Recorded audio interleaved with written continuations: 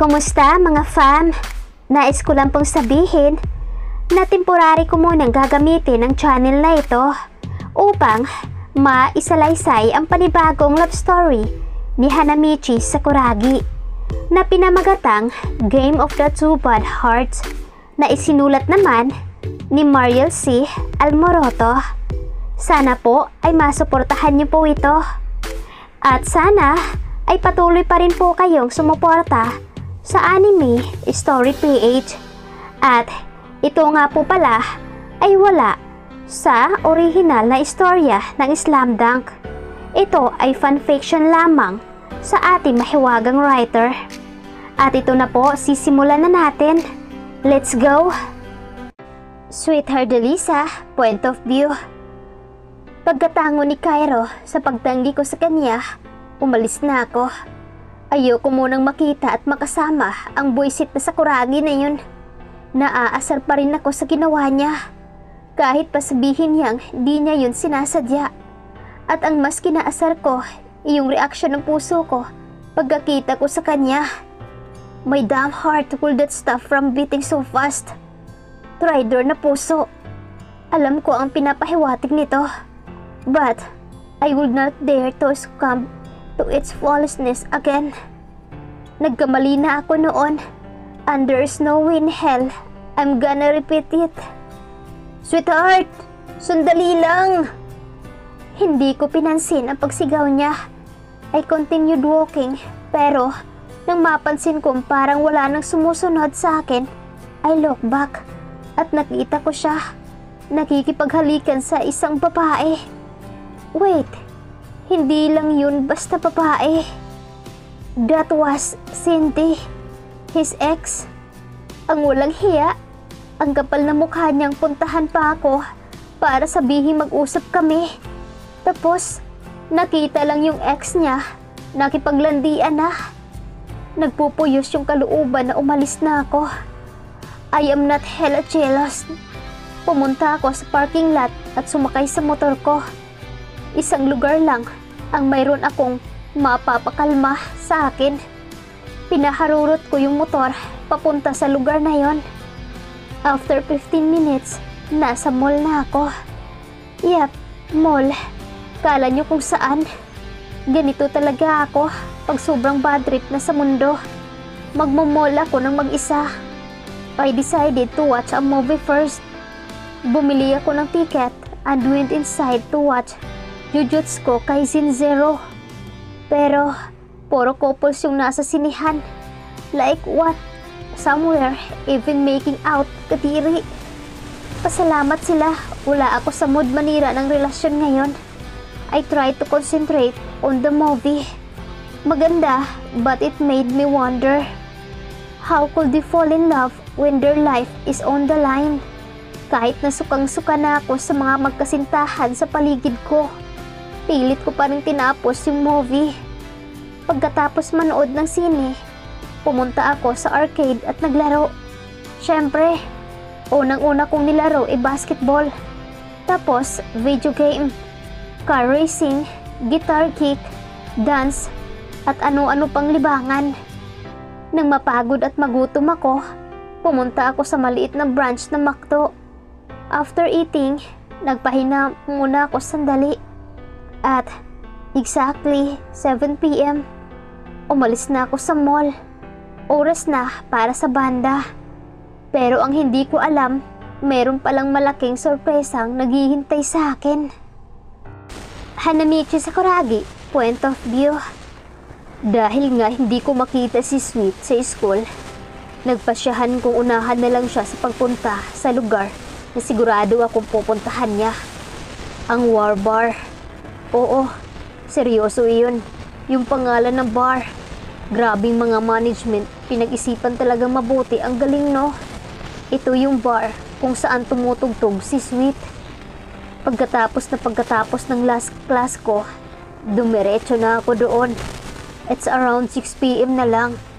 Nakita ko ang may-ari ng bar at kausap ko siya ngayon. Talaga dude, si Salt. Sabi niya, siya si Daisy Raizo.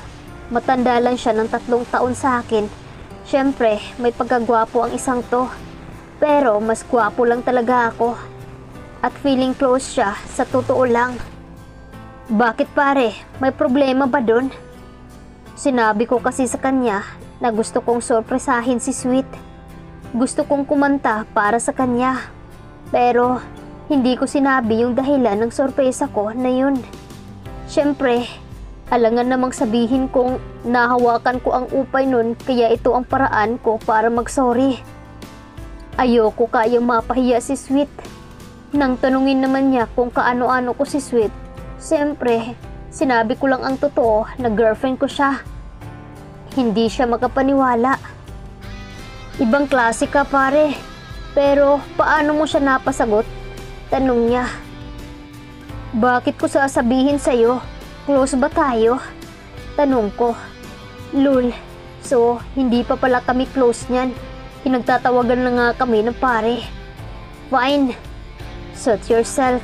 Since hindi tayo close, forget about surprising my vocalist. You may go now. It was nice meeting you. Sabi niya na may sarkastisyong ngisi. Ang gago niya. Napilitan na akong ikwento sa kanya yung tungkol sa pagkatalo sa pustahan ni Sweet na siyang dahilan kaya naging girlfriend ko siya. Cool, masaya akong hindi kusang pumayag si Salt na maging girlfriend mo. Shut up. Gusto mong tumahimik ako? Ngumisi ulit siya sa akin. Tayo naman tong lalaking to, ang tuso. Hindi ba ako na nga ang usapan? Sabi sa akin tungkol kay Sweet. Kapag kuhay, sabi ko, paano kung ayaw ko? Pinipigilan ko ang sarili kong sapakin siya. Pasalamat siya, may galang ako sa mga matatanda. Edi don't, sabi ko na lang. Good, cause you know, mas maganda kung ikaw mismo yung makakadisobre ng lahat ng tungkol kay Salt. Mukhang tama siya. Mukha lang ah. Medyo dumadami na yung mga tao, kaya naman, napagpasyahan ni Daiji na ipakilala ko sa mga kabanda nila ni Sweet. Yap, kasama siya sa banda. Siya yung keyboardist. Ang pangalan nga pala ng banda nila Wow Band. Hayop, sino bang tao ng mga ganitong pangalan? Una, Wow Bar. Tapos ngayon, Wow Band. Ang wow buang nila. Nilapitan namin yung dalawang lalaki nasa stage na kasalukuyang inaayos ang mga instrumento nila. Hay mga parikoy, agad naman silang humarap sa amin. Siya si Sakuragi, boyfriend ni Salt. Pakilala sa akin ni Daiji. Tiningnan nila ako. Pinagluloko mo ba kami? Sabi nung may hawak na bass guitar. Hindi ah, sabi ni Daiji at humarap sa akin. Siya si Banrio Demiro, ang bass namin. Inilahad ko yung kamay ko sa kanya. Inabot naman niya. Talaga dude, magkabanda nga sila. Pareho sila ng sinasabi ni Daisy. Oo, ang lupit mo man. Man. Sabi naman ng lalaki na sa likod ng drum set. Siya naman si Kurazu Monte or drummer. Singit ni Daisy. Tumayo si Kurazu at nakipagkamay sa akin. Ayos ah. Mukhang makakasundo ko ang mga katrupa ng girlfriend ko. Mga gwapo lahat Tapos, gwapo din ako. So, anong ginagawa nyo dito? Tanong naman ni Banrio. Gusto niyang sorpresahin si Salt.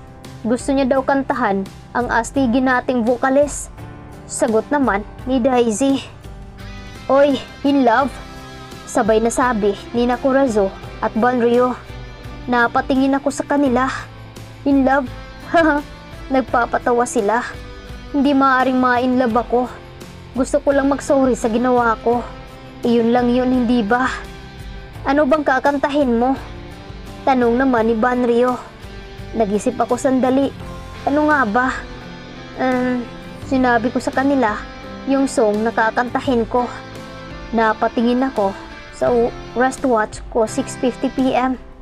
I guess, kailangan na nating sabihan ng mga tao sa gagawin mo. Suwestyo naman ni Kurazo. Tumango lang ako at tumingin kay Daisy. May mensahe siya. Kinuha niya yung mikropono. Good evening ladies, gentlemen, and those in between. Nagtawanan yung mga tao. Ako man napangiti. Loko-loko eh. We will have different performance tonight. May lalaki rito na gustong sorpresahin ang ating pretty vocalist. Nagbulungan yung mga tao. Halika rito, Sakuragi. Lumapit naman ako.